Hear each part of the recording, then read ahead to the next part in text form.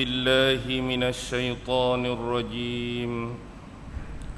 بسم الله الرحمن الرحيم. السلام عليكم ورحمة الله وبركاته.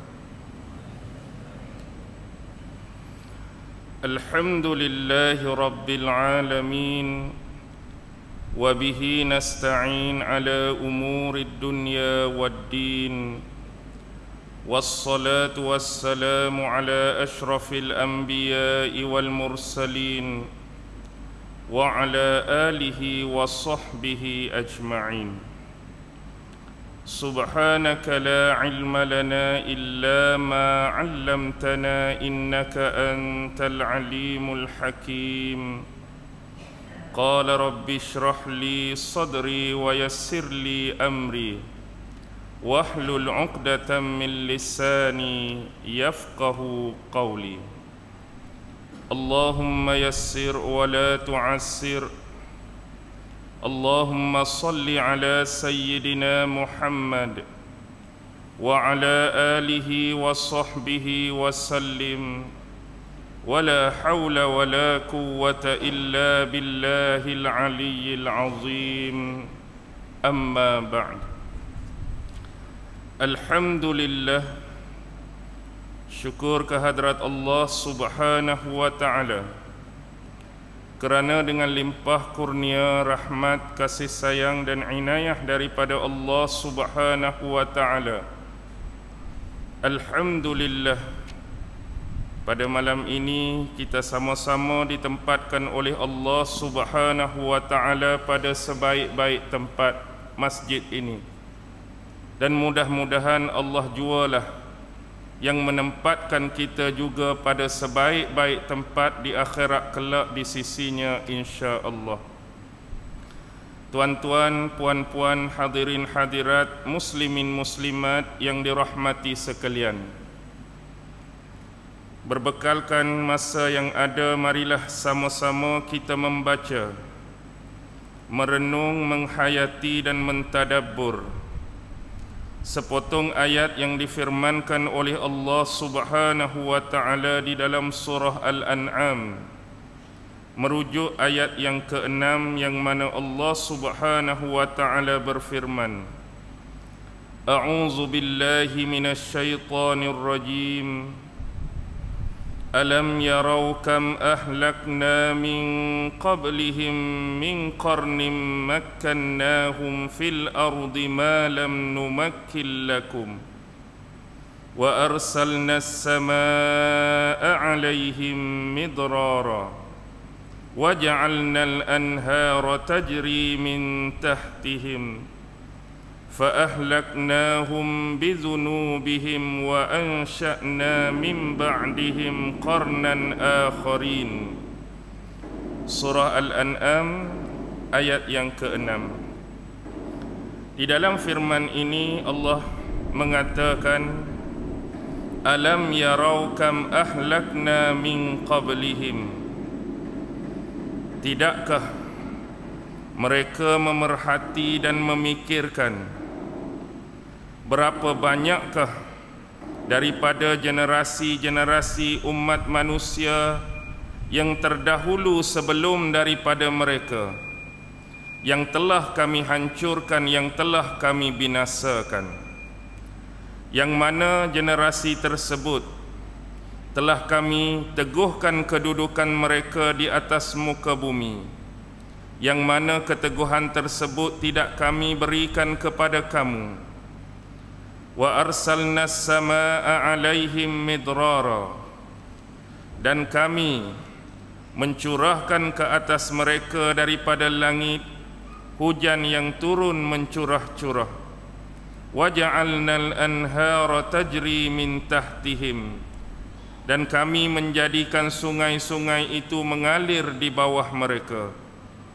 Fa ahlaknahum bizunubihim, dan kami telah hancur dan binasakan mereka kerana dosa-dosa mereka, maksiat-maksiat yang dilakukan oleh mereka kepada Allah Subhanahu wa ta'ala. Wa ansha'na min ba'dihim qarnan akharin, dan kami cipta dan gantikan selepas mereka dengan generasi yang lain ataupun generasi yang baru. Surah Al-An'am ayat yang ke-6. Ini adalah permulaan awal perbicaraan Allah Subhanahu wa taala di dalam surah Al-An'am. Ada baiknya sebelum kita memulakan perbahasan dan penafsiran berkaitan dengan ayat ini, kita mengambil sedikit ilmu, sedikit informasi berkaitan dengan muqaddimah surah Al-An'am. Secara umum surah Al-An'am adalah merupakan surah yang ke-6 mengikut tertib susunan Al-Quran, bermula daripada Al-Fatihah, Al-Baqarah, Ali Imran, An-Nisa, Al-Ma'idah dan Al-An'am. Makna Al-An'am adalah merujuk kepada haiwan ataupun binatang ternak. Al-An'am, haiwan atau binatang ternak. Dia adalah jamak daripada kalimah na'am. Bahasa Arab ni kosakata dia indah banyak. Na'am ada makna ya. Na'am juga ada makna unta. Na'am juga bermaksud haiwan ternak. Baik, apakah hubungan penamaan surah ini dengan isi-isi kandungan surah Al-An'am? Secara umum surah Al-An'am dia nak menceritakan satu golongan yang sesat. Siapakah golongan sesat yang dimaksudkan yang Allah nak bagi tahu kepada kita dalam surah Al-An'am? Iaitu golongan musyrikin. Manusia-manusia yang mempersekutukan Allah Subhanahu wa taala, melakukan jenis-jenis kesyirikan, sama ada dari sudut akidah mereka ataupun kesyirikan dari sudut perbuatan dan amalan-amalan mereka. Tetapi lebih awal Allah menempatkan 3 golongan yang sesat lebih awal sebelum datangnya surah Al-An'am.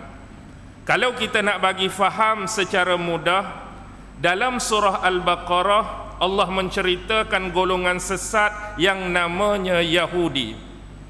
Dalam surah Ali Imran Allah nak cerita satu golongan sesat yang namanya Nasrani. Dalam surah An-Nisa Allah nak cerita satu lagi golongan sesat yang namanya munafiqin. Bila mari surah Al-Ma'idah, Allah gabungkan ketiga-tiga yang awal tu dalam satu surah. Dalam surah Ma'idah sekali lagi Allah cerita pasal Yahudi, sekali lagi Allah cerita pasal Nasrani, sekali lagi Allah cerita pasal munafiqin. Tapi bila mari surah Al-An'am Allah tambah satu lagi golongan yang sesat, iaitu golongan musyrikin. Manusia-manusia yang mensyirikkan Allah. Jadi bila kita baca Al-Quran daripada awal sampai Al-An'am, di sini kita dapat faham bahawa awal-awal lagi Allah nak memperkenalkan kepada kita 4 jenis golongan yang sesat ni. Apa tujuan dia tuan-tuan dan puan-puan? Bukan kita nak bantai mereka, bukan kita nak tuduh mereka, bukan kita nak laknat mereka. Tapi kita belajar itu supaya kita dapat mengenali golongan-golongan yang sesat ini dengan sebenar-benar pengenalan. Apakah ciri-ciri khas yang ada pada golongan-golongan ini? Apakah sifat-sifat khusus yang ada pada golongan-golongan ini? Apakah jenis perkataan-perkataan, perbuatan-perbuatan sehingga mereka digolongkan oleh Allah dari salah satu kumpulan-kumpulan ini? Kita nak belajar supaya sifat mereka, ciri mereka, perkataan dan perangai mereka tidak untuk dibuang daripada diri kita ni. Kalau kita sebut ni perangai Yahudi, kita tak mau benda tu. Kalau kita sebut ni PL perangai orang Nasrani, kita tak mau benda tu ada dengan kita. Ni sifat orang munafik, kita tak mau sifat tu ada pada kita. Ni sifat orang yang mensyirikkan Allah, kita tak mau benda tu ada pada kita. Tu tujuan kita belajar. Okey. Surah Al-An'am ni adalah surah yang diturunkan kepada Rasulullah sallallahu alaihi wasallam Di mana? Di Mekah. Ini adalah surah Makkiyah. Dari awal Baqarah surah Madaniyah, Ali Imran surah Madaniyah, An-Nisa surah Madaniyah, Al-Maidah surah Madaniyah. Tapi bila masuk surah Al-An'am, ni adalah surah yang pertama, yang paling besar adalah surah Makkiyah yang mempunyai 165 ayat. Ada berapa? 165 ayat. Bila waktu turun surah ni kepada Rasulullah, secara umum surah ni turun kepada Rasulullah setahun sebelum berlakunya peristiwa hijrah Nabi Muhammad ke bumi Madinah. Waktu dia bila? Setahun sebelum hijrah Nabi. Jadi maklum bagi kita, Nabi berada di Mekah berdakwah dan mentablilkan wahyu dan risalah Allah ni 13 tahun. Setahun sebelum hijrah bermaksud waktu ayat ni turun pada surah ni turun pada Nabi dah hampir lebih kurang 12 tahun dah Nabi duk berdakwah. 12 tahun dah Nabi nak mengajak mereka kepada jalan kebenaran. Pelbagai cara, kaedah, teknik Rasulullah cuba untuk motivatkan diri mereka, ajak kembali kepada Allah, ajak kembali kepada bentuk ketaatan dan penyembahan yang sebenar, ajak kembali kepada ibadah yang sebenar. Hampir 12 tahun. Tetapi penerimaan mereka tetap sama. Dalam tempoh 12 tahun tu jugalah mereka sering melawan Rasulullah, mereka sering menentang Rasulullah, mereka sering menuduh Rasulullah, mereka sering memaki, mencaci Rasulullah dengan pelbagai tuduhan dan labelan dan dakwaan yang tak sepatutnya ada pada batang tubuh baginda sallallahu alaihi wasallam. Tuan-tuan, kalau ambil perkiraan tahun, tempoh 12 tahun ni bukan pendek, bukan singkat bagi seorang pendakwah. Jenis kita hak jenis tidur bangun mungkin berasa oh sat je 12 tahun dah. Tapi jenis orang berdakwah pada jalan Allah ni bukan pendek, ni bukan singkat. Jadi dalam 12 tahun ajak orang tak mau dengar ni. 12 tahun orang lawan ni, 12 tahun orang tentang ni. Kita hari ni sebagai perbandingan, ada ustaz-ustaz, ada penceramah-penceramah mungkin baru 2-3 tahun baru berceramah, mungkin ada 4-5 tahun baru berceramah. Dan beza dia, kita 2-3 tahun ke, kita 4-5 tahun ke, hak duk depan kita ni macam ni. Ustaz habaq apa pun senyap semua, ustaz habaq apa pun senyum semua, ustaz habaq apa pun angguk semua. Cuba bayangkan saya mai sini, habaq tu lawan dah, habaq tu tentang dah, habaq tu maki dah, habaq tu caci dah, habaq tu label macam-macam dah. Kalau ini berlaku bukan kata 12 tahun, tak ada 2 minggu saya belah dah masjid ni. Tak boleh jadi ni Ibadur Rahman ni, mari duk nganga mulut dah. Start je nak cakap dah, start je nak terkam dah.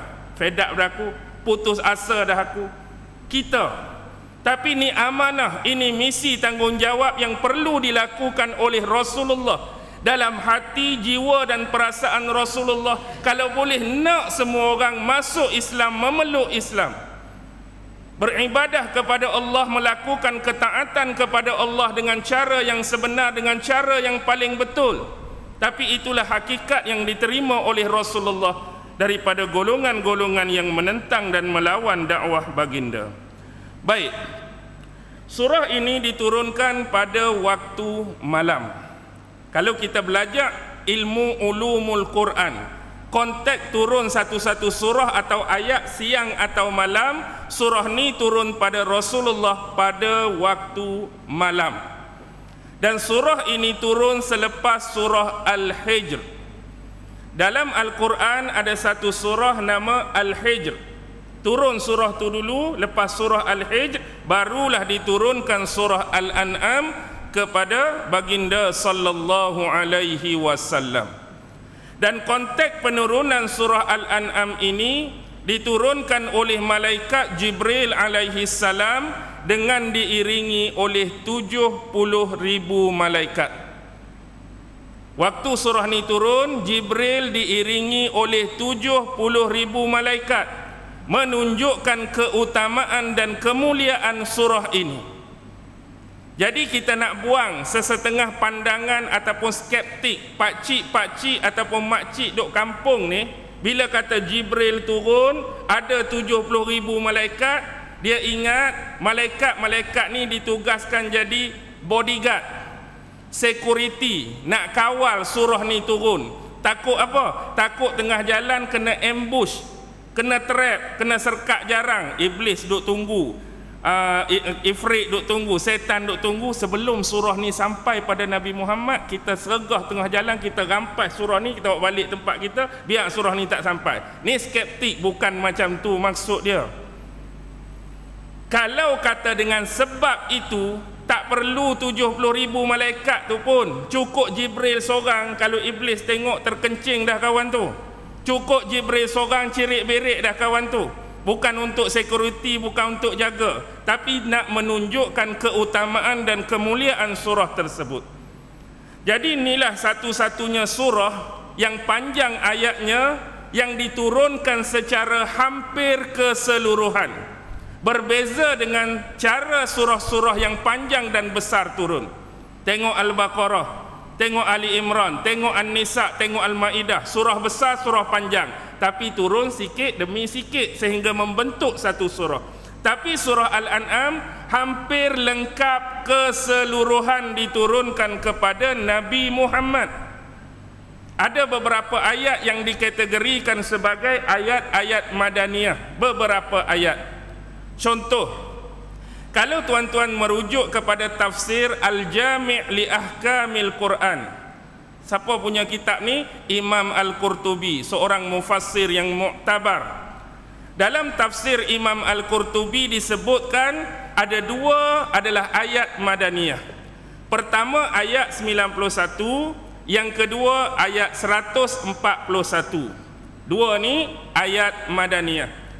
Tuan-tuan tengok, kalau ayat 91, ayat ni berbicara pasal siapa? Kisah dua orang Yahudi. Dua orang Yahudi, Malik bin Saif dan Ka'ab bin Al-Ashraf. Tu ayat 91. Kalau ayat 141, dia menceritakan ayat ni diturunkan kepada seorang sahabat yang bernama Sabit bin Qais bin Syammas Al-Ansari. Imam Ibnu Jurayj mengatakan ayat ni turun pada sahabat besar lain yang bernama Muaz bin Jabal. Pendapat ni disokong oleh Imam Al-Mawardi. Baik, Imam Qurtubi kata dua ayat madaniyah. Dalam tafsir Qurtubi juga menyebut salah satu pandangan daripada Imam As-Sa'labi, bahawa yang termasuk ayat madaniyah ada 6 ayat. Dia sendiri kata dua, tapi dia bawa pandangan Imam Sa'labi, keseluruhan ayat surah ni makiyah kecuali 6 ayat. Tapi cukup berbeza bilangan ini bila kita buka muqaddimah tafsir Ibnu Katsir. Bila tuan-tuan rujuk tafsir Ibnu Katsir, dalam tu kata ada 9 ayat madaniyah. Lagi jauh perbezaan. Hak asal 2, Sa'labi kata 6. Dalam muqaddimah Ibnu Katsir ada 9 ayat. Bagi orang biasa-biasa cukup dengan jumlah. Bagi orang-orang yang talib ilmu, pelajar, dia tak cukup dengan jumlah. Kami bukan setakat nak tahu jumlah, kami nak tahu ayat mana 9 yang dikatakan ayat madaniyah. Pertama ayat 20, yang kedua ayat 23, yang ketiga ayat 91, yang keempat ayat 93, yang kelima ayat 114, yang keenam ayat 141, 7, 8 dan 9 dia berderet 151, 152, 153. Kalau ada siapa tulis saya ulang. 20, 23, 91, 93, 114, 141, 151, 152, 153. Ni dalam muqaddimah tafsir Imam Ibnu Katsir ada 9 ayat. Baik, hak lain tu keseluruhan turun di Mekah. Dalam muqaddimah yang sama juga ada satu riwayat daripada Imam Sufyan As-Sauri. daripada Imam Lais, daripada Syahru ibnu Hausyab, daripada Asma binti Yazid. Ini seorang sahabiah. Asma menceritakan surah ini diturunkan kepada Rasulullah pada waktu malam hampir keseluruhan, dan keadaan Rasulullah pada waktu surah ini diturunkan, Rasulullah berada di atas tunggangan seekor unta, dan orang yang memegang tali kendalian, tali kekang unta itu adalah dia sendiri. Rasulullah duduk atas unta, Asma binti Yazid waktu tu pegang tali kendalian unta. Dan nak habaknya kemuliaan surah ini turun dan beratnya, seolah-olah gambaran yang dia bagi, bila surah ni turun hampir-hampir saja mematahkan tulang-tulang unta tersebut. Nah, habak beratnya proses penurunan wahyu kepada Rasulullah sallallahu alaihi wasallam. Okey, jelas setakat ni ke laju sangat? Ke laju sangat boleh? Okey. Seterusnya, surah Al-An'am boleh kita bahagikan kepada dua bahagian. Pertama ialah ayat 1 sampai ayat 117. 1 sampai 117 Allah menceritakan tentang akidah-akidah yang syirik. Hak jenis kepercayaan, hak jenis keimanan, hak jenis akidah yang ada unsur syirik 1 hingga 117. Manakala bahagian yang kedua 118 sampai akhir 165 Allah menceritakan bentuk-bentuk amalan-amalan yang syirik. Hak bahagian pertama bab akidah yang syirik, yang kedua amalan-amalan dan perbuatan yang kita sekiranya melakukan hal tersebut boleh jatuh pada lembah kesyirikan. Baik. Surah ini juga dikenali dengan dua nama lain. Pertama kita sebut surah Ayyamillah. Surah Ayyamillah. Yang kedua surah Alaillah. Apa dia surah Ayyamillah? Maksud Ayyamillah ialah hari-hari Allah. Apa dia pula hari-hari Allah ni? Adakah sama macam kita Ahad, Isnin, Selasa, Rabu, Khamis, Jumaat, satu Ahad, Sunday, Monday, Tuesday? Tak, bukan tu maksud dia.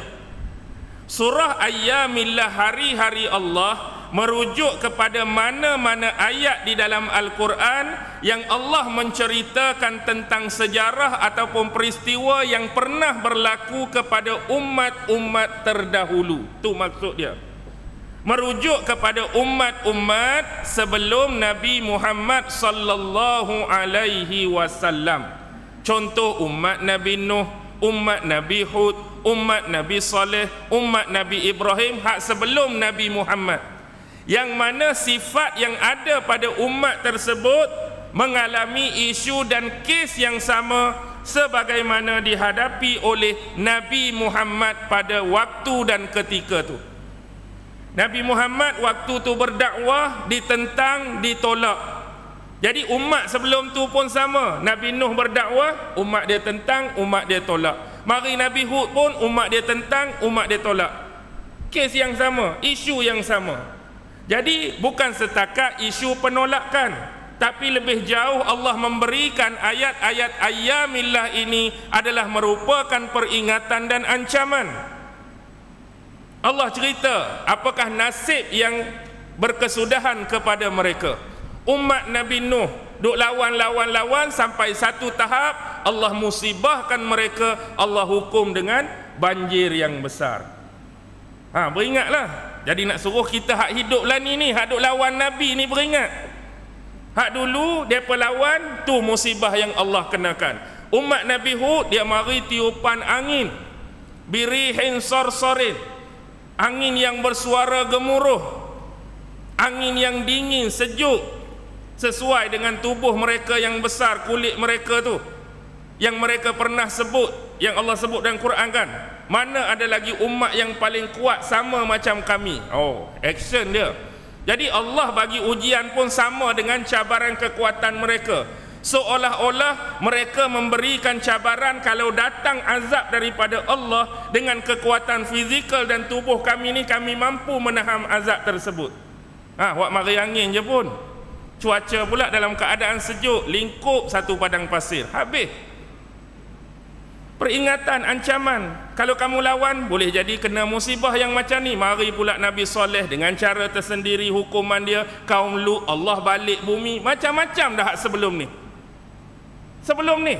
Ada sebahagiannya kamu mengetahui info-info tersebut. Dan ada sebahagiannya kamu boleh melihat kesannya dengan mata kepala kamu sendiri. Contoh, umat pada masa itu adalah pedagang. Ada di antara mereka berjalan ke Yaman, naik ke utara, ke Syam, macam-macam. Kalau ke Yaman mereka boleh melihat apa? Kerajaan Sabak dulu dia ada satu empangan yang besar, disebut empangan Maghrib. Itulah zaman teknologi yang ada pada kaum terdahulu. Memanglah tak ada dah, tinggal bekas. Tapi kamu boleh tengok dengan mata kamu. Bukan setakat dengar orang cerita. Kalau kamu lalu kawasan tu, kamu boleh tengok teknologi mereka dulu. Hebat. Tapi Allah hukum dia apa? Kamu naik kono, kamu boleh tengok tinggalan kaum Ad.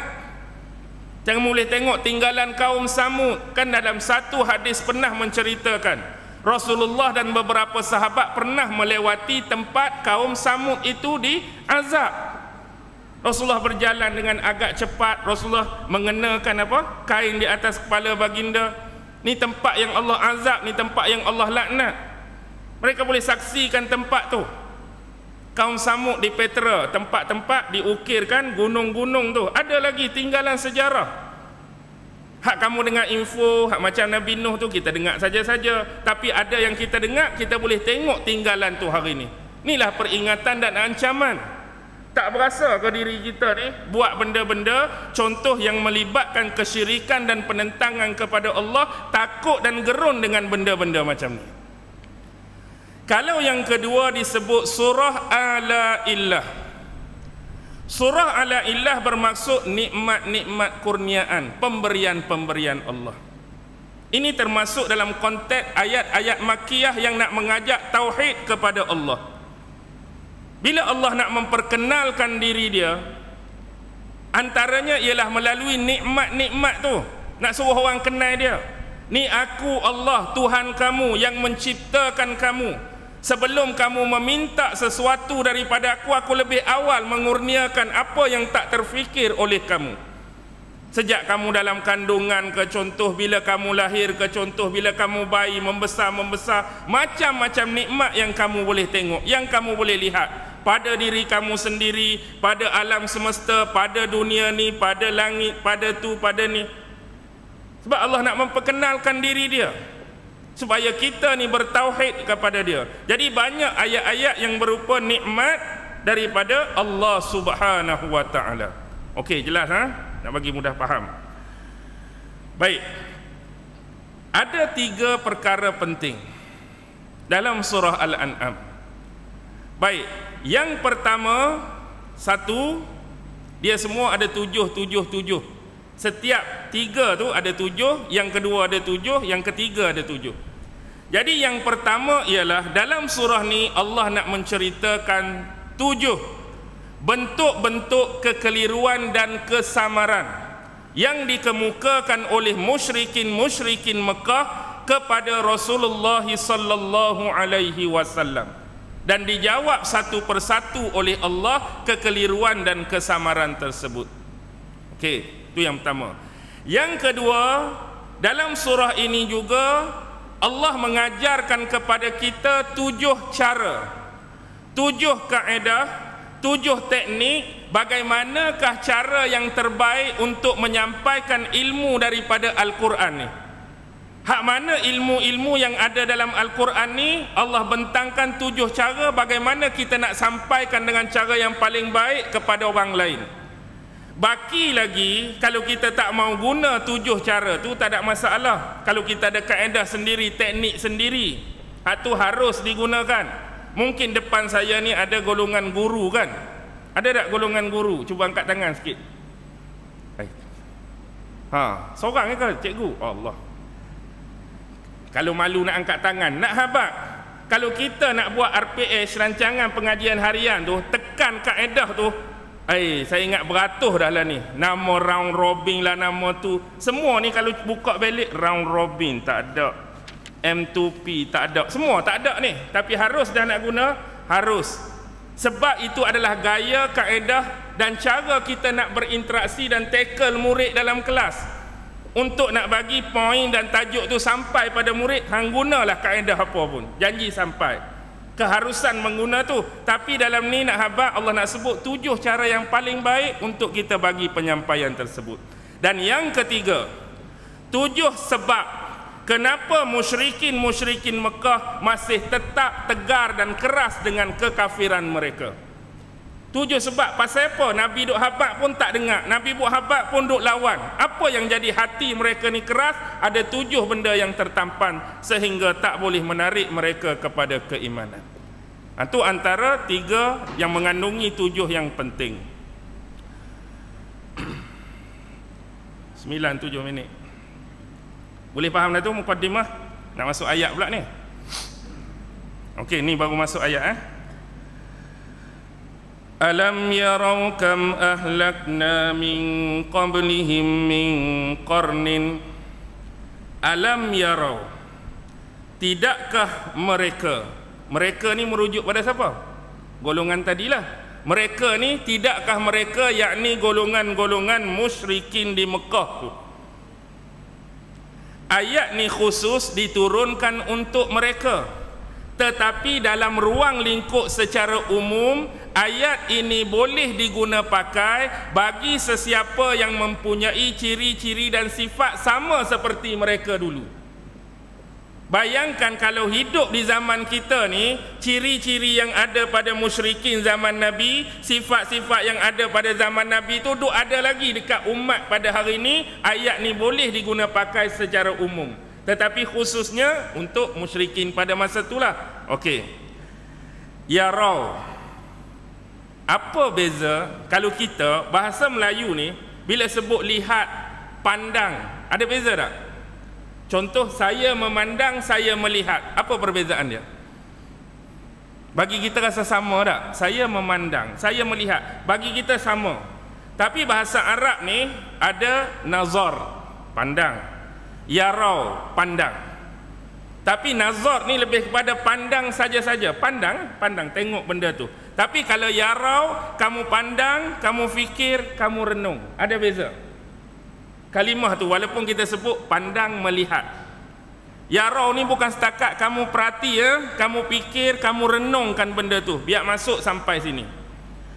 Kam ahlakna min qablihim min qarnin.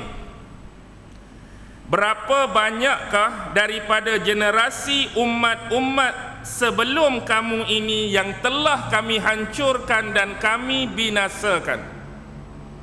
Di sini Allah guna kam. Kalau kita belajar ilmu nahu, kam ni dia jadi apa? Dia berada pada position dan kedudukan nasab. Dia akan jadi maf'ul muqaddam.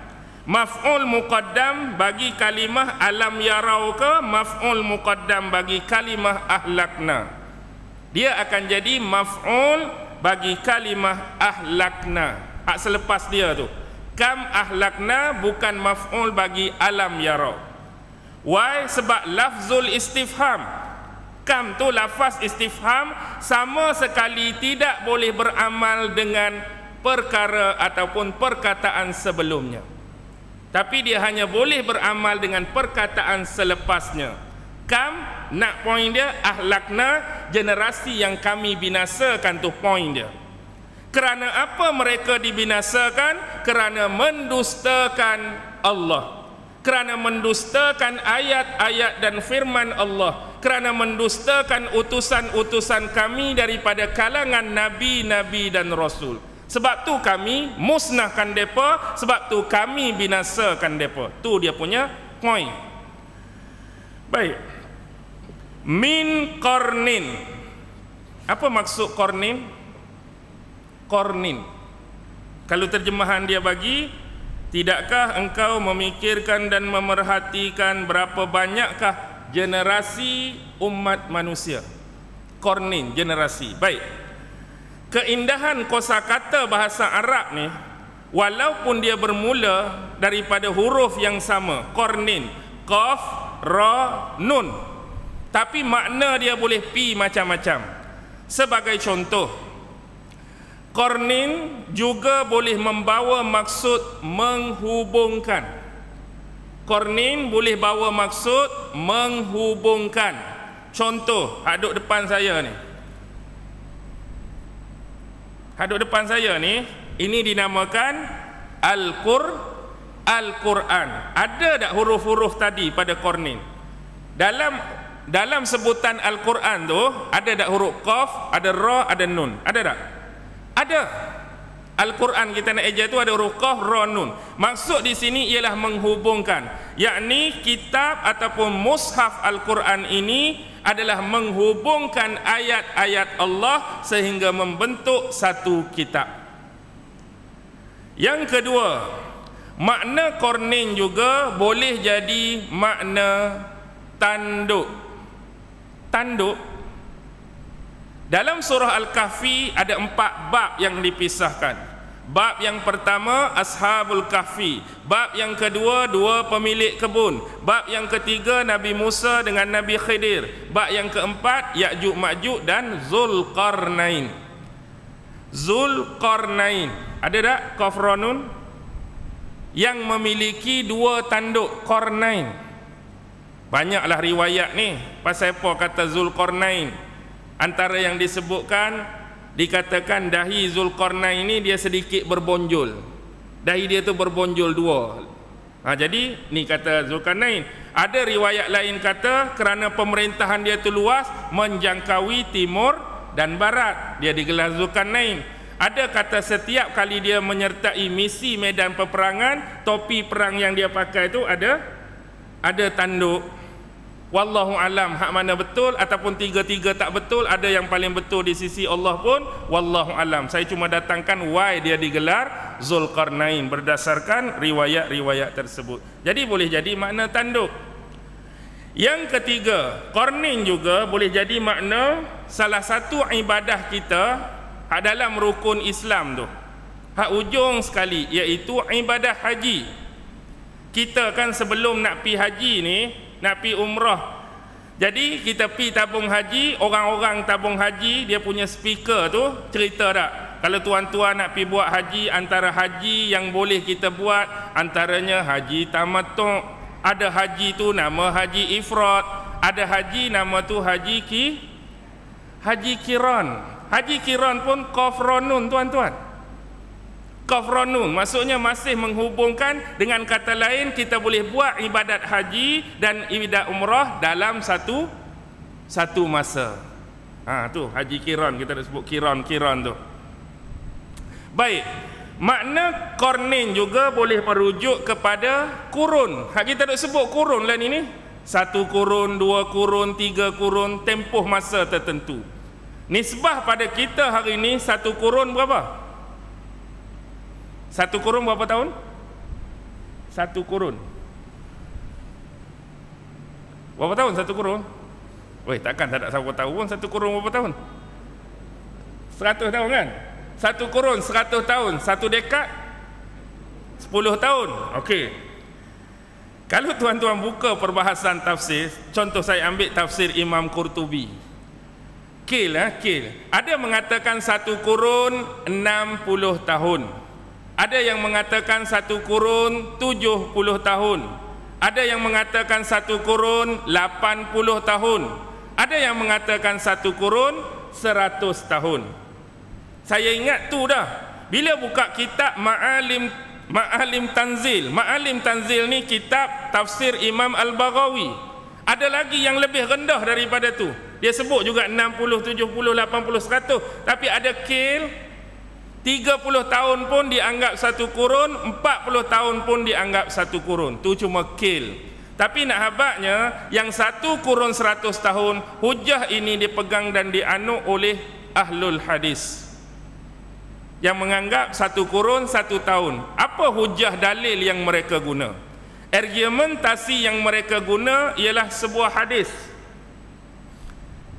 Hadis ni menyebutkan Rasulullah sebut kepada salah seorang sahabat baginda, Siapa sahabat baginda? Abdullah bin Busrin Al-Mazini. Nama sahabat tu Abdullah bin Busrin Al-Mazini. Dalam tafsir Imam Qurtubi dia sebut ta'ishu qarnan. Dalam tafsir Imam Baghawi ada lagi lafaz di depan, innaka ta'ishu qarnan. Sesungguhnya engkau wahai Abdullah akan hidup selama satu kurun. Kamu Abdullah akan hidup selama satu kurun. Tu kata Nabi kat dia. Jadi sahabat-sahabat perhati tengok kehidupan dia. Dia ni boleh hidup sampai 100 tahun. Jadi memaknakan satu kurun tu 100 tahun. Ini disebutkan oleh An-Nuhas. Kemudian Imam Bukhari pun sebut dalam Tarikh As-Saghir dia. Juga disebut dalam kitab Al-Isabah fi Ma'rifatis Sahabah, juga disebut dalam kitab Usudul Ghabah berkaitan dengan Abdullah bin Busrin Al-Mazini ni. Baik. Tu yang keempat. Tapi poin dia yang dikehendaki dengan makna qarnin pada ayat ni ialah generasi manusia yang hidup pada zaman dia. Contoh kita ni hidup pada zaman ni, kita generasi zaman ni. Anak-anak kita hidup generasi kemudian, dia hidup zaman generasi sekian. Qarni ni merujuk satu umat, satu golongan manusia yang hidup pada zaman dia. Itu yang dikehendaki dalam ayat ini. Sebagaimana contoh, ada sebuah hadis Rasulullah yang masyhur dah.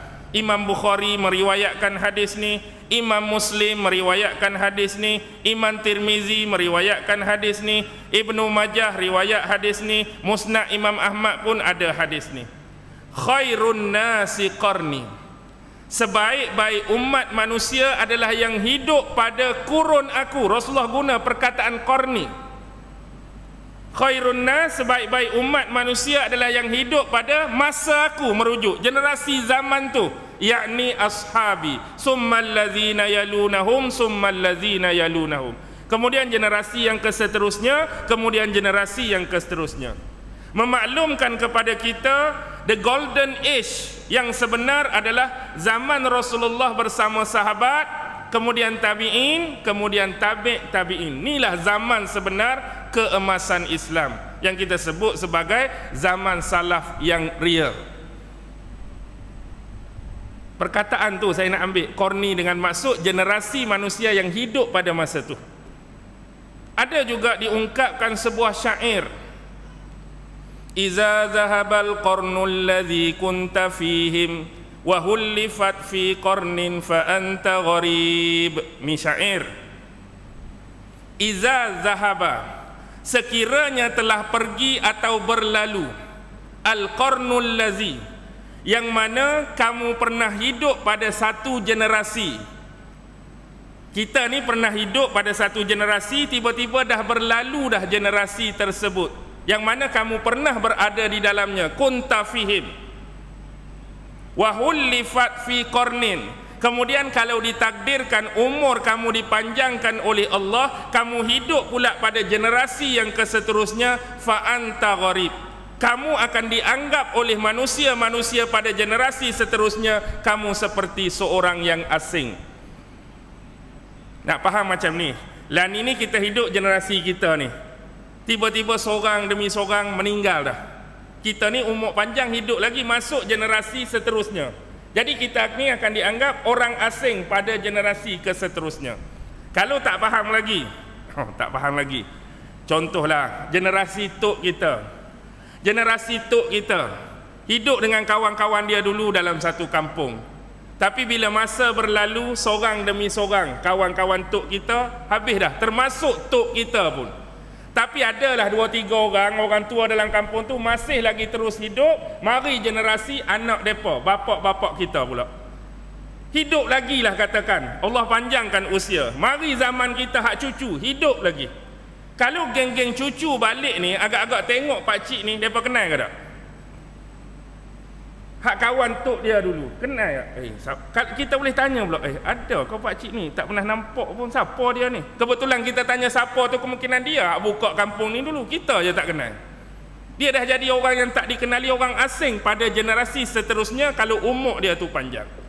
Siapa yang ungkapkan syair ni? Tak ada siapa tahu. Setengah kan kalau kita ungkap Amru bin Qais ke Nabirah ke. Tapi disebutkan oleh Ibnu Manzur dalam kitab dia Lisanul Arab, muka surat 3609, tak ada tokoh atau personaliti dinisbahkan kepada penutur syair ni. Jauhari pun sebut benda yang sama dalam kitab As-Sihah dia, buka jilid ke-6 2108 tu, juga tak dinisbahkan siapa penutur kepada syair ni. Tak tahu, tapi syair ni menggambarkan kalimah al-qarn. Dia sebut qarn tu maknanya generasi. Qarn saja pun habis berapa minit dah. Tak apa, nak bagi faham. Maksud nak di sini generasi yang hidup pada zaman dia. Makkannahum fil ardh, yang madahal generasi tersebut suatu ketika dulu kami telah teguhkan kedudukan mereka di atas muka bumi. Kami pernah teguhkan kedudukan mereka di atas muka bumi, malam numakkil lakum, yang mana keteguhan tersebut kami tidak berikan pada kamu.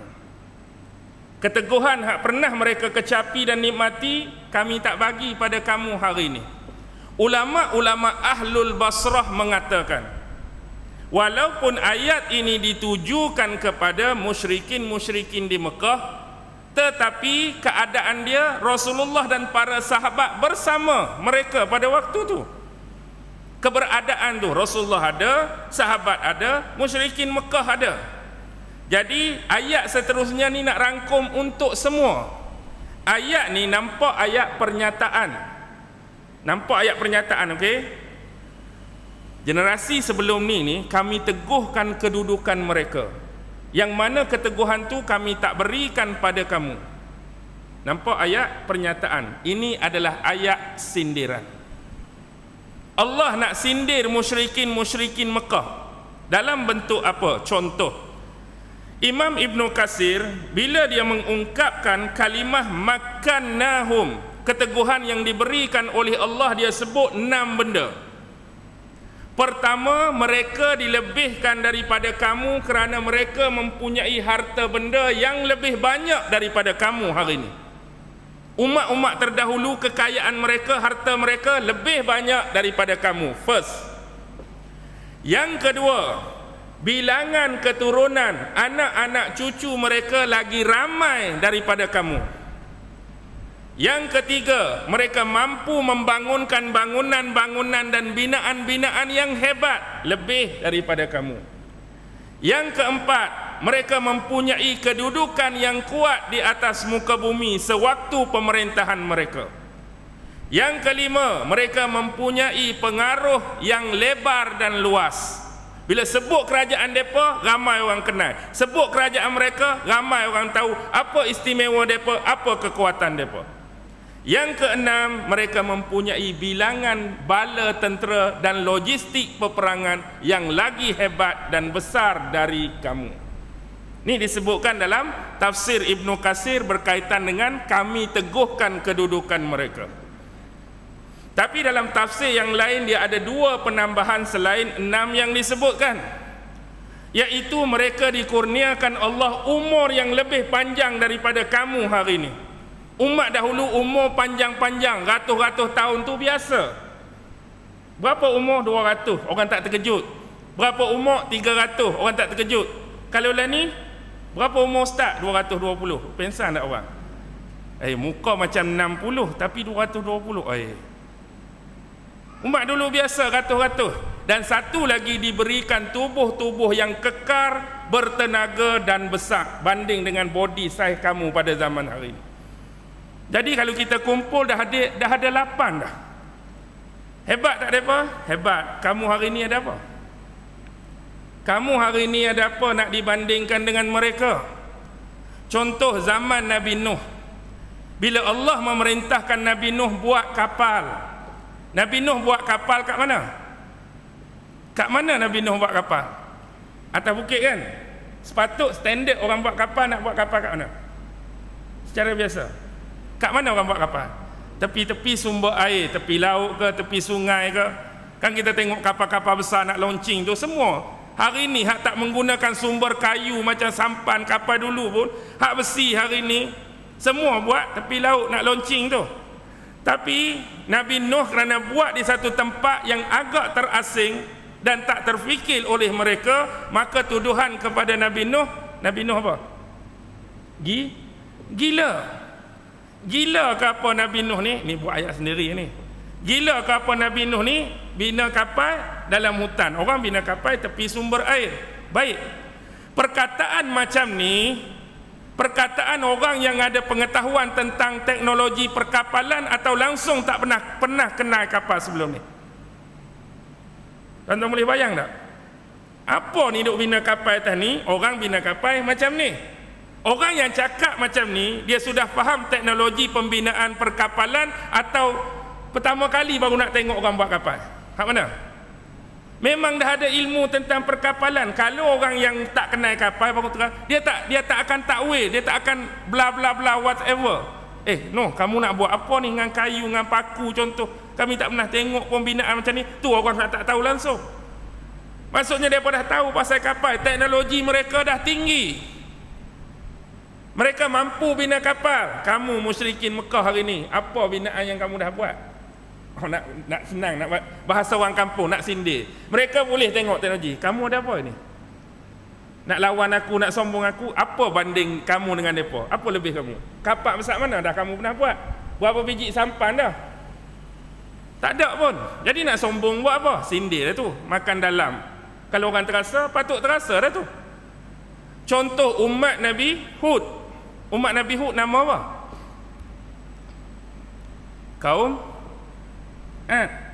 Ad. Tu imam kita subuh-subuh pun selalu baca surah Al-Fajr. Alam tara kaifa fa'ala rabbuka bi'ad irama zatil imad allati lam yukhlaq misluha fil bilad. Tidakkah kamu melihat bagaimanakah Tuhanmu memperlakukan kepada kaum Ad? Irama zatil imad. Iram tu nama bandar kota raya mereka yang mewah. Al-imad dipenuhi dengan tiang-tiang yang besar, tiang-tiang yang gah, tiang-tiang yang hebat. Tengok dia punya teknologi pembangunan dah hebat. Allati lam yukhlaq misluha fil bilad. Yang tidak pernah didapati di mana-mana tempat, mana-mana negeri sebelum pada tu melangkaui kehebatan mereka. Hebat. Kamu hari ni berapa tiang dah naik? Contohlah nak buat bahasa kampung. Nak lawan aku ni, nak lawan Muhammad, tak mau dengar Muhammad ni, berapa putung tiang dah naik? Berapa binaan dah kamu buat? Berapa piramid dah ada kat sini? Nak nyembang. Tak terasa ke tuan-tuan? Kalau kita kena sindir lagu ni. Tak, nak tunjuk kita kaya apa, orang tunjuk 14 biji kereta, orang tunjuk 14 biji kapal layak. Kita motor tak ada, apa tak ada, terasa. Tengok orang ada tu, ada ni. Hang apa pun tak ada, nak sombong tang mana? Tengok kaum Samud. Peninggalan di Petra tu kan. Petra hak boleh pahat buat rumah. Kamu berapa biji gunung dah kamu pahat? Aku duk tengok Gua Hira duk lagu tu je, contohlah ni nak buat ayat. Aku tengok Jabal Nur pun duk lagu tu je. Bukit tu pun lagu tu, tak ada kata pahat pi buat apa. Berapa biji dah ada? Tak ada pun. Nak sombong tang mana? Tak terasa lagi kah musyrikin Mekah?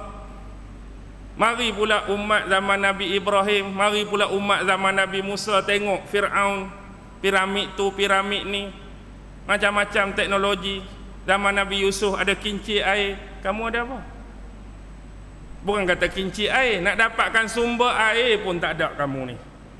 Orang lain rumah besar-besar, bangunan tinggi-tinggi, kamu hak jenis Arab Badui duduk dalam kemah jaga kambing je. Kamu hak duduk padang pasir tu duduk dalam kemah je. Tengok orang bangunan besar-besar, nak sombong tang mana? Kalau hak duduk di bandar pun rumah dibuat daripada tanah liat.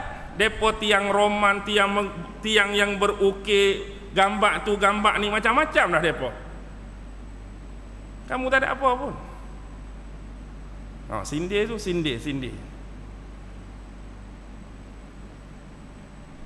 Okey. Faham ke tak tu? Faham tak? Jadi kalau nak dibandingkan dengan mereka, memang kamu tak ada apa-apa. Bukan saya cakap ni nak suruh kita berlaku sombong, tapi kita kata berbaloi umat terdahulu untuk sombong dengan teknologi yang mereka ada. Berbaloi, berbanding kamu tu. Bukan nak suruh saya nak ajak ni untuk kita menyombongkan diri. Berbaloi dia sombong, binaan dia, teknologi dia, tentera dia, kepakaran dia, buat tu, buat ni. Kamu hak tak ada apa ni, berbaloi tang mana kamu nak lawan aku, lawan Muhammad. Berbaloi tang mana? Dan walaupun depa macam tu, aku dah musnahkan depa.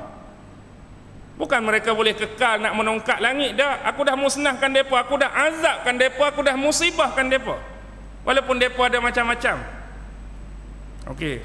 Yang mana keteguhan itu kami tak berikan pada kamu. Kamu tak ada.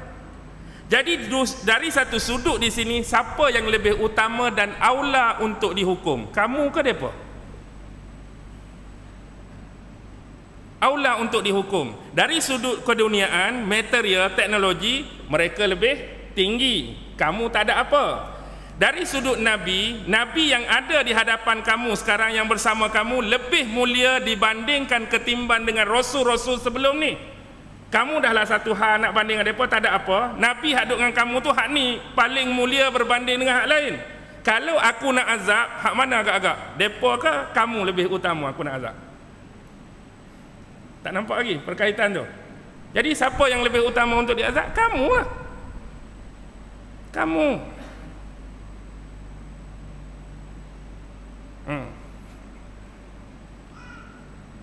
Ya, nampak tak? Okey. Terus sambung ah. Tak apa ke lebih-lebih masa ni? First time datang kan. Lepas ni kalau kata ustaz, lepas ni setengah jam je ustaz. 40 minit biarlah lepas ni. Ni biarlah saya balon dulu. Wa arsalna as-samaa'a 'alaihim midrara.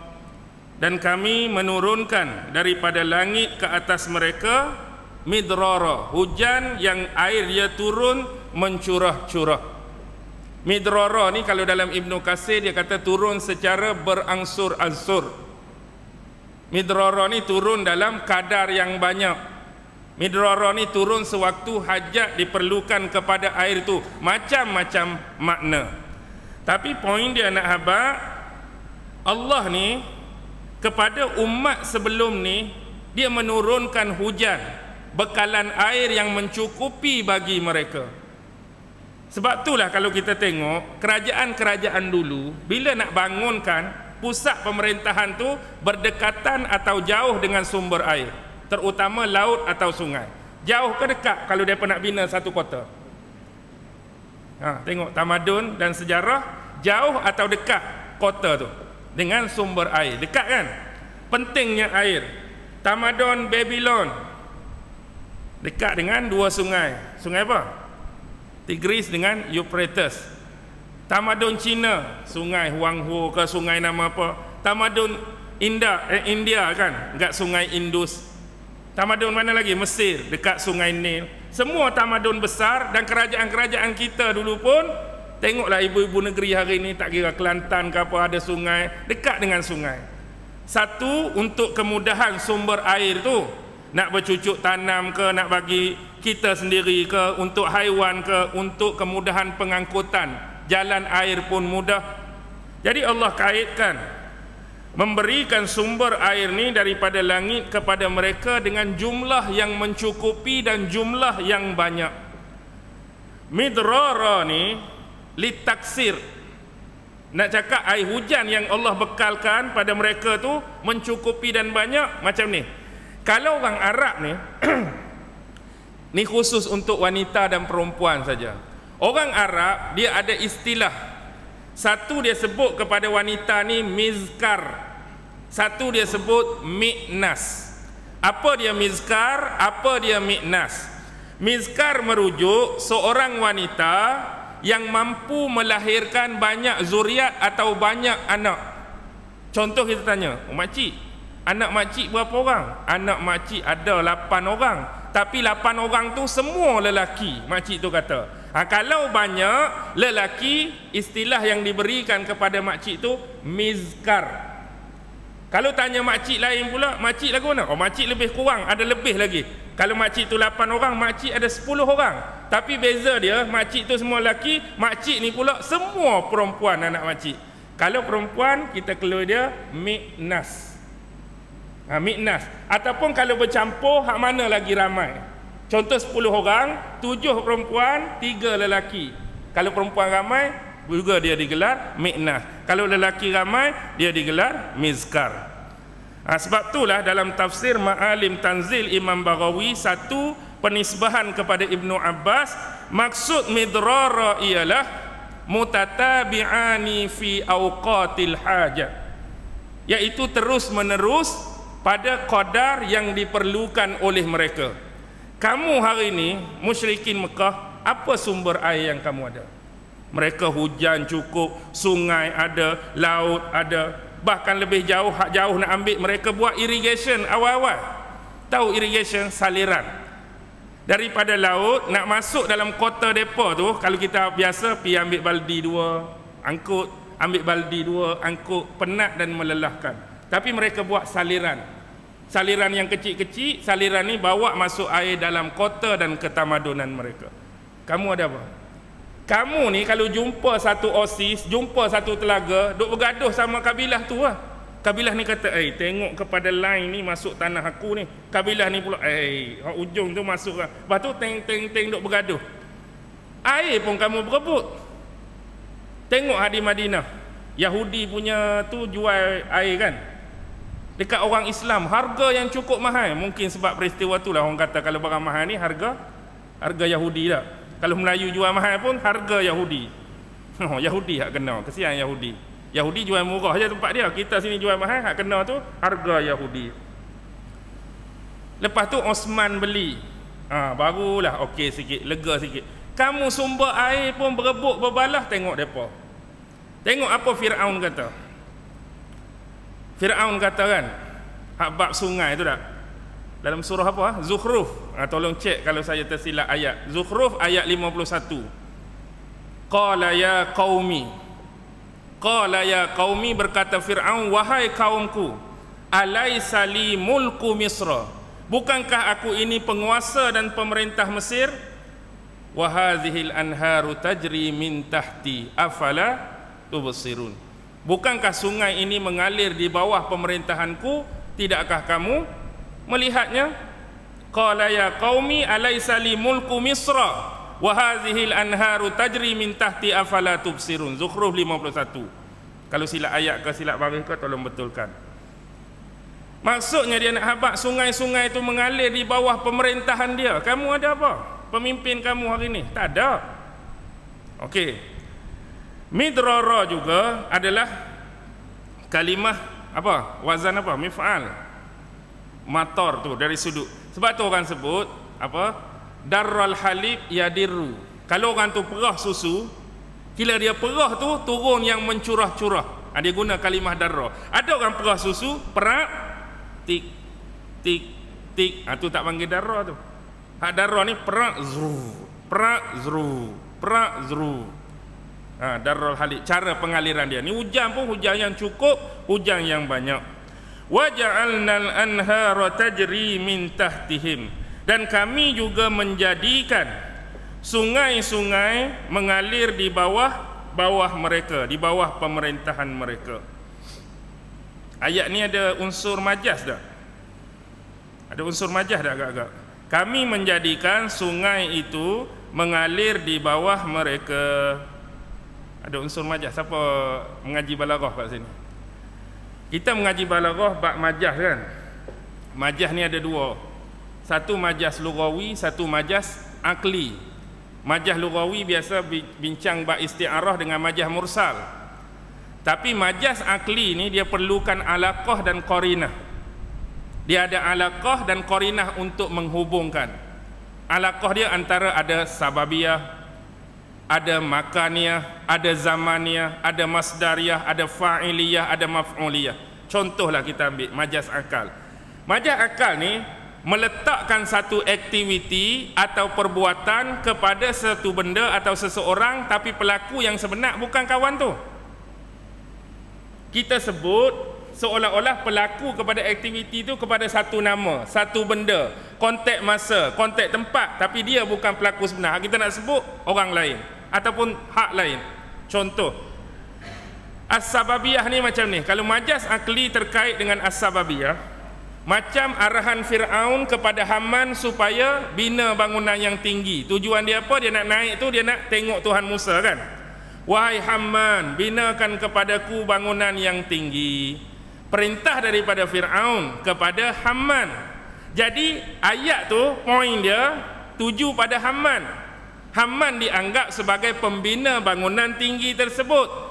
Haman, nama Haman disebut, tetapi hakikat yang sebenar, siapa yang bina bangunan tu? Siapa yang bina? Nama Haman, kita kata, Haman, kamu buat bangunan untuk aku ya? Ya, baik, aku akan buat. Bila bangunan tu naik, nama diguna nama Haman. Tapi hak sebenar, siapa yang bina bangunan tu? Hak sebenar, Haman tu Tok Mandur. Haman tu pegawai yang menyeliakan operasi. Hak betul-betul buat kuli-kuli hak tu lah betul-betul buat bangunan tu. Tapi naik tak nama kuli di sini? Tak naik. Haman bukan dia nak bancuh simen pun. Dia duk bancuh-bancuh, pacak, pasang-pasang. Dia tak buat pun. Jadi nama Haman naik sebagai pembina, hak betul-betul hakikat pekerja-pekerja kuli itulah. Tapi tak disebutkan benda tu. Tu. Dia sebut satu benda tapi tujuan dia nak hak lain. Contoh kadang-kadang dia sebut berkaitan dengan masa. Ni syair ke apa saya lupa. Dia sebut naharus saimu betul ke? Naharul mu'min saimun walayaluhu qaimun. Naharul mu'min saimun.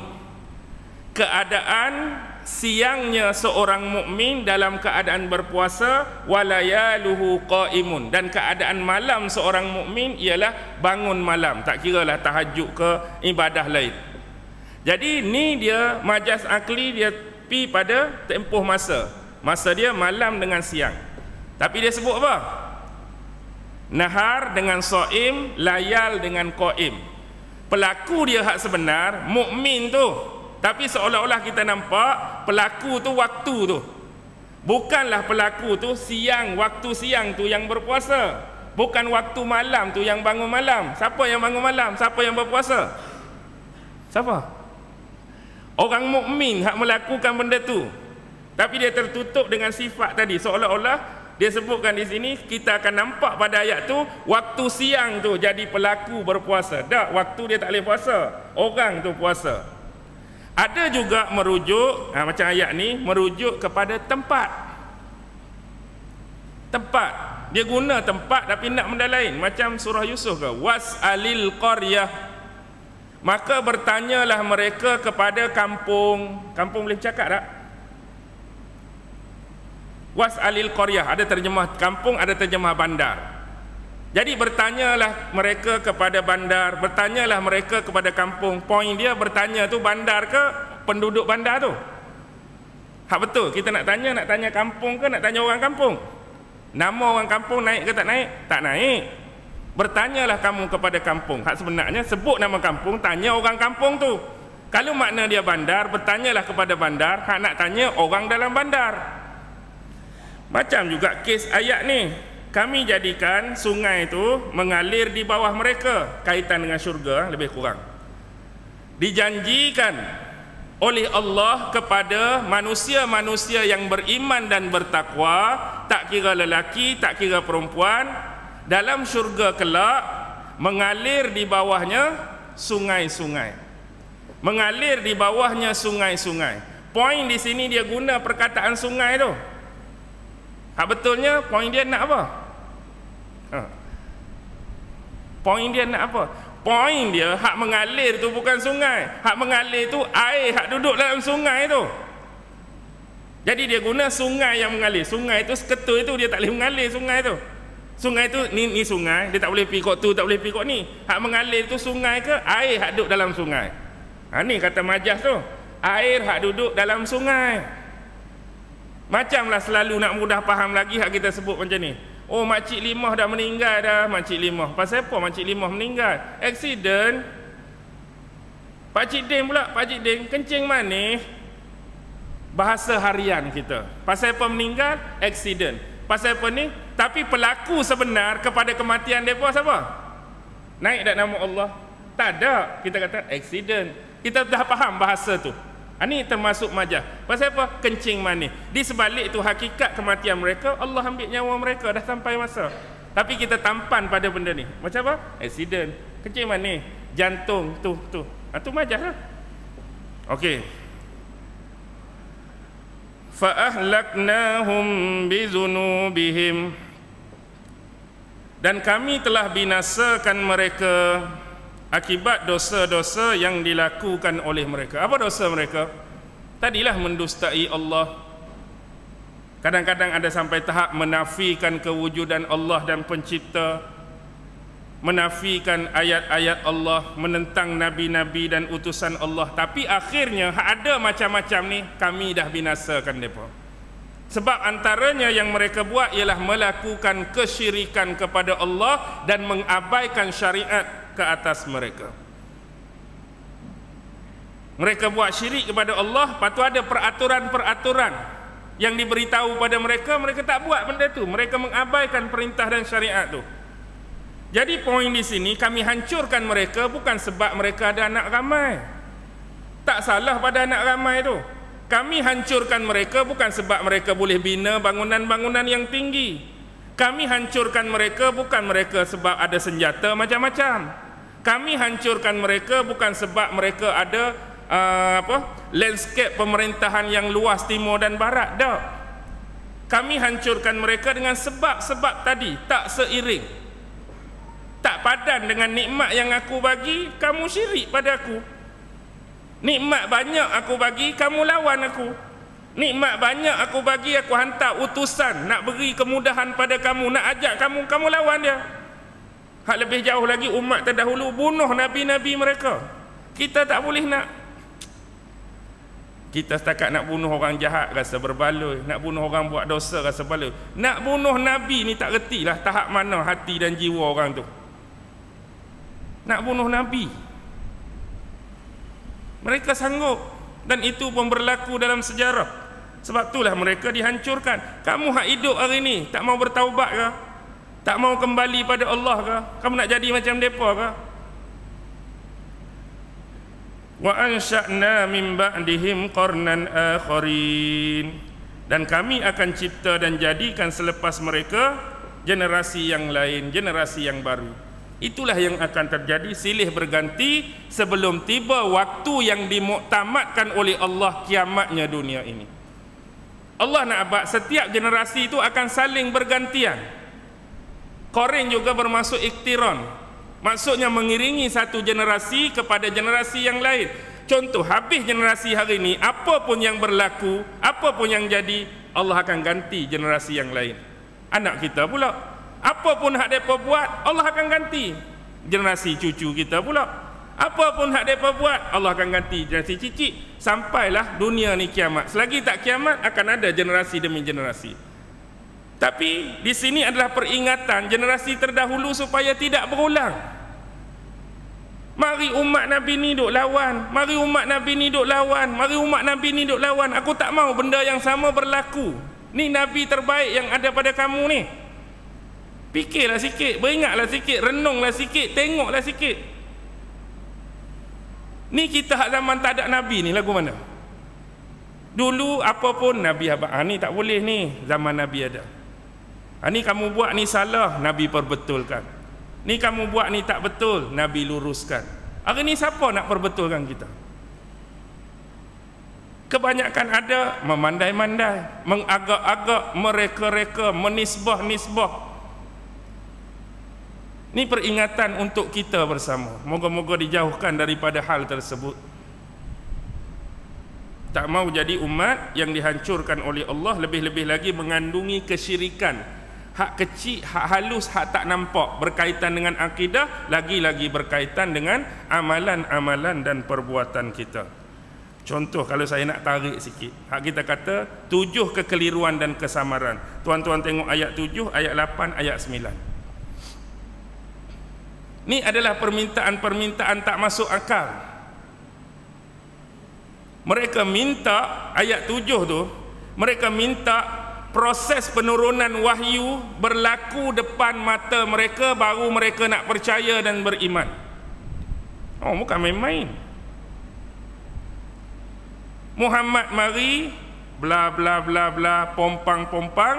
Muhammad dakwa, apa yang aku bacakan pada kamu ni adalah firman-firman Allah yang disampaikan oleh Jibril kepadaku supaya menyampaikan pada kamu. Mereka tak mau terima.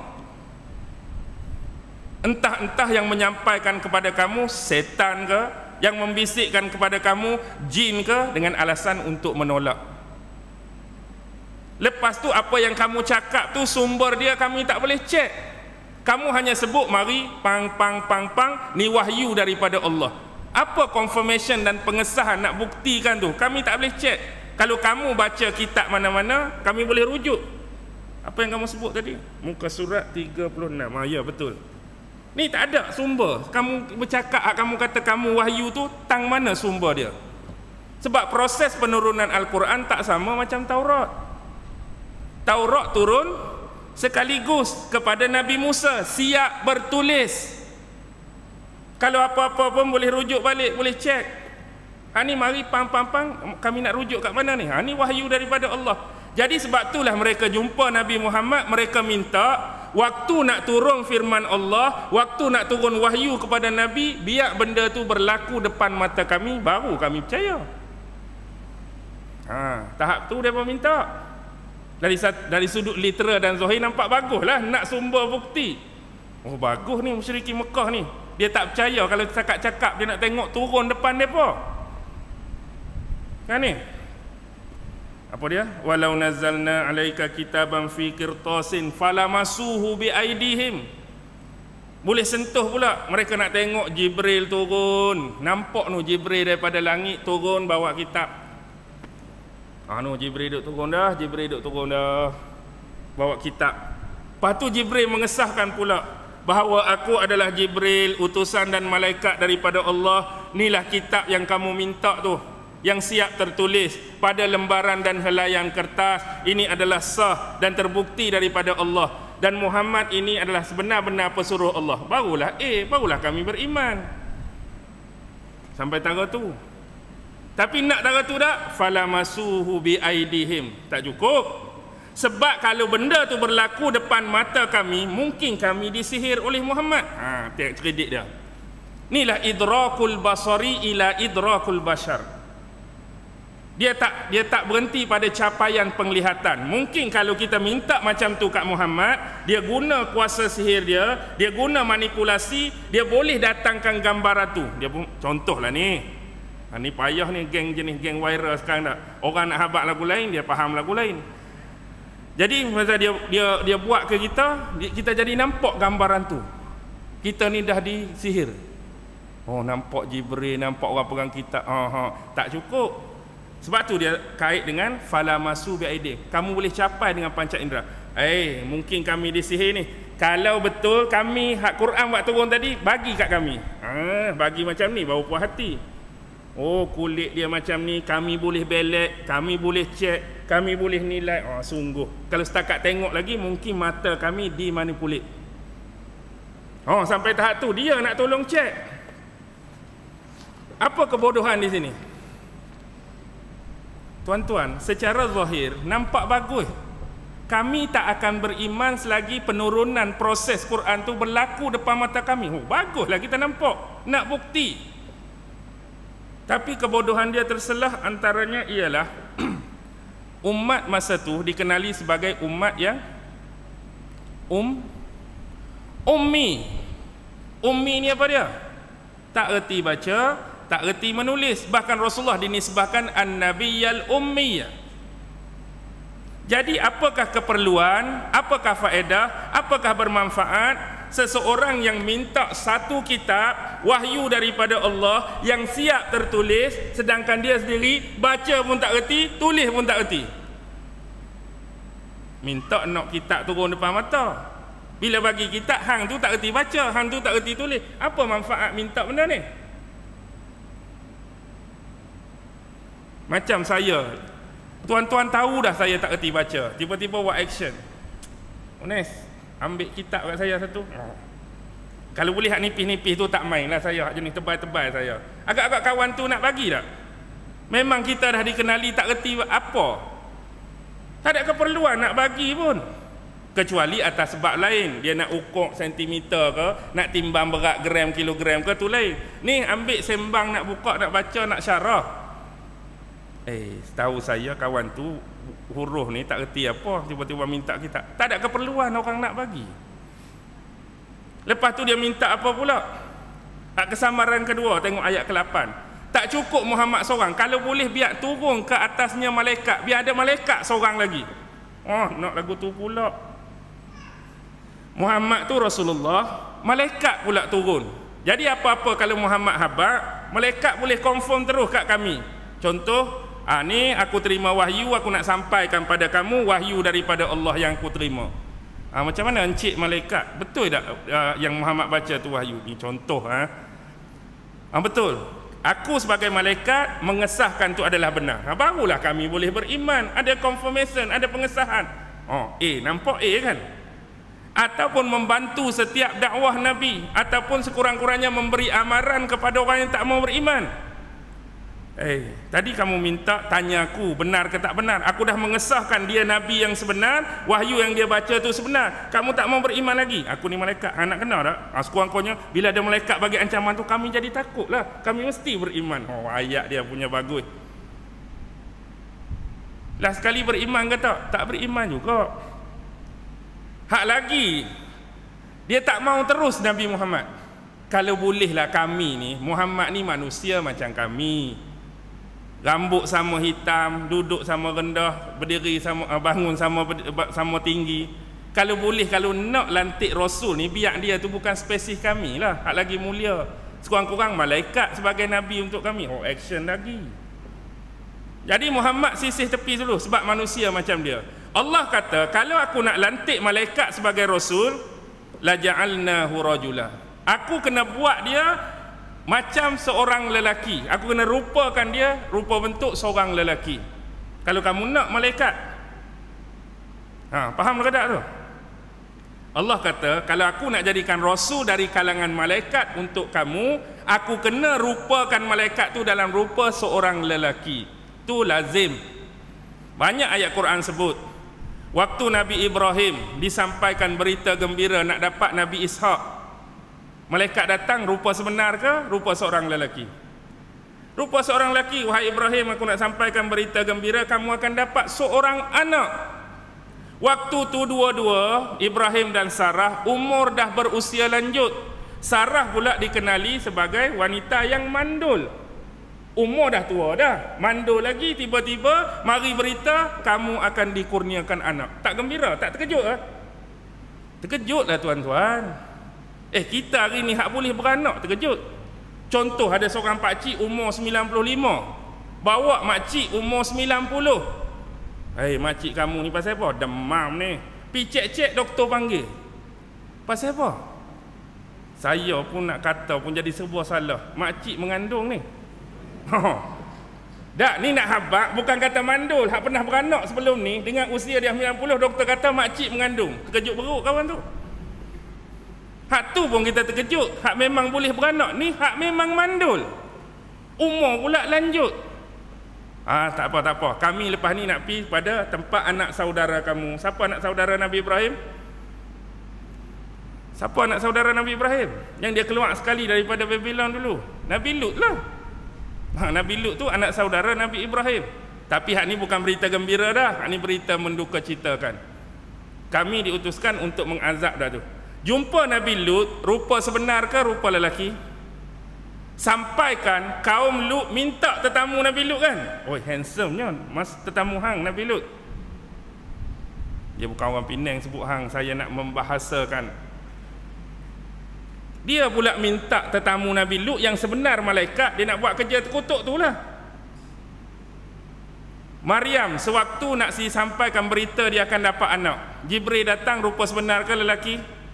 Lelaki. Hadis masyhur, hadis Jibril, Islam Imam Islam, yang berlaga lutut depan Nabi, rupa sebenar ke rupa lelaki? Rupa lelaki. Dalam kes perang, Jibril menyamar seperti seorang sahabat yang bernama Dihyah Al-Kalb. Semua rupa lelaki itu kelaziman. Jadi kalau kamu nak malaikat, kami akan rupakan lelaki. Allah kata, macam mana keadaan pun kamu akan disamarkan oleh kami sebagaimana kamu disamarkan sebelum ni. Kamu sendiri akan jadi ragu-ragu. Why? Bayangkan, kita kata, ambil hak bukan lelaki. Kalau Allah jadikan malaikat tu sebagai rasul tapi kekal dengan spesies dan pattern malaikat, jenis tak nampak pada mata kasar. Bayangkan, kita ni manusia, malaikat tak nampak pada masa kata, hak dengarnya suara saja. Assalamualaikum warahmatullahi. Siapa yang cakap ni? Sesungguhnya aku inilah malaikat sekian-sekian. Aku adalah nabi dan rasul yang diutuskan oleh Allah sebagaimana permintaan kamu nakkan rasul dari kalangan malaikat. Aku ni tapi suara sajalah dengar. Tuan tak tahu ke mana? Agak-agak menyusahkan kamu tak? Susahlah kita ni.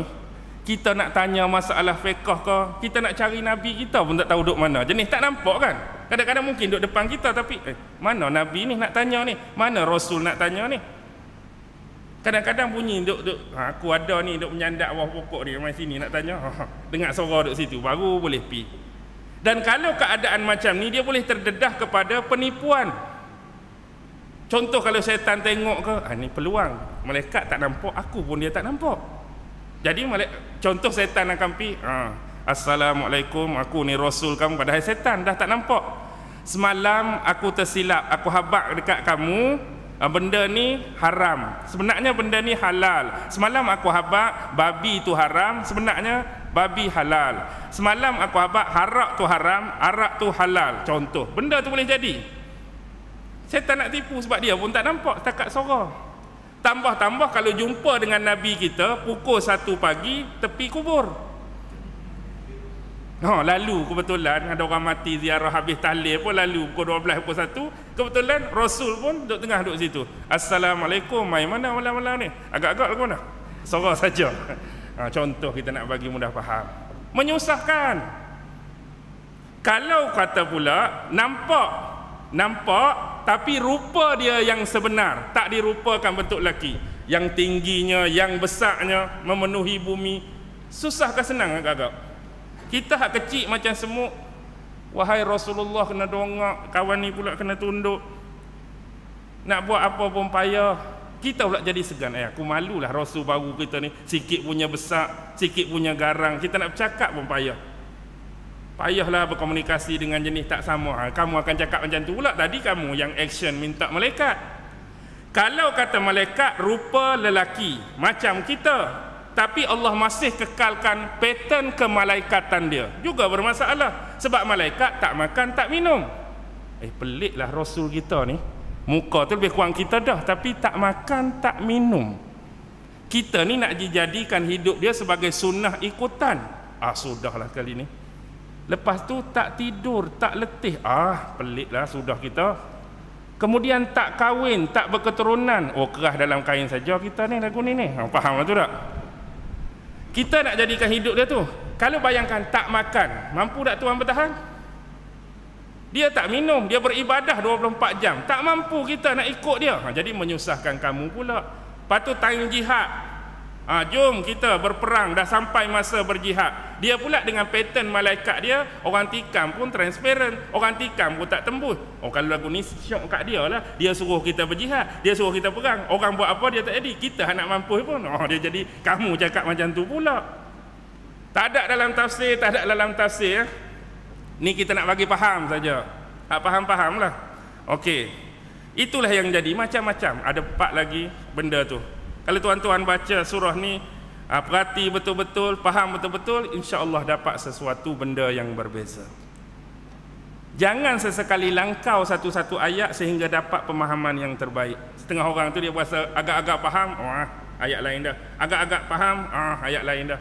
Biar bagi faham betul apa tujuan satu-satu ayat tu diceritakan oleh Allah dan apa dia punya syarah dan penghuraian serta perbandingan pandangan ulama-ulama tertentu tentang satu-satu ayat. Barulah kita ni ada kepuasan dalam kita menilai ilmu-ilmu yang dibawa oleh ulama-ulama tersebut.